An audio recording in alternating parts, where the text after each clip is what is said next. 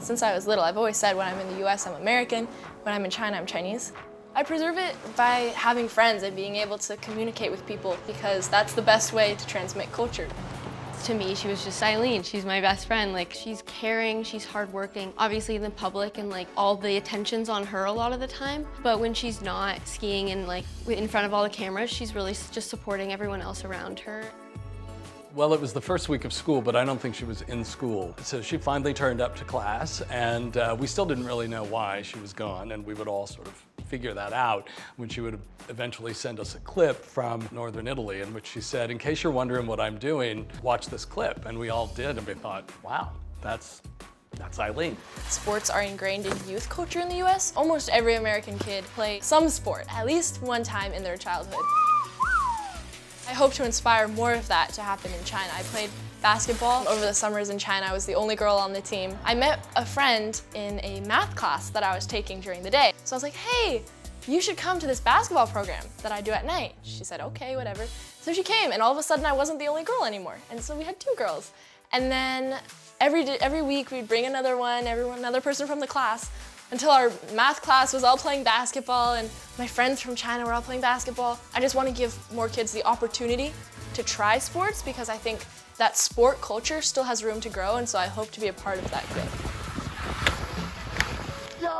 I knew that the Olympics were going to be in China, and I think that this actually offered a really good opportunity because a lot of people were going to watch the Olympics who perhaps hadn't heard of the sport before, look at their TVs and say, hey, we're the same age and she's out there doing that, I can too. Standing on the podium, it's very symbolic, but to me, I think my most emotional moments happen behind the scenes because that's really where the work happens. After my halfpipe run, I got a 93.5 or 93, and so I'm just crying on this sled on the way up, and there's a guy driving the sled, so I'm like shaking behind him. He's like, are you okay? And I'm like, I'm great, I'm more than okay. This is the moment I've dreamed of. Didn't make any adjustments, and I've made my routine and the way that I ski and the way that I prepare and the way that I train have remained the same because I don't think that should be limited to what country I'm skiing for. It really just is unique to me. I think because the sport is international and my whole message is that I want to make sports international. When you have an opportunity to try something, always take it because the worst that can happen is you don't like it. Even if that means if you're the only girl in something that you're afraid to do and overcoming speaking up at a board meeting or speaking up in class or sitting next to someone who you normally don't sit next to at lunch.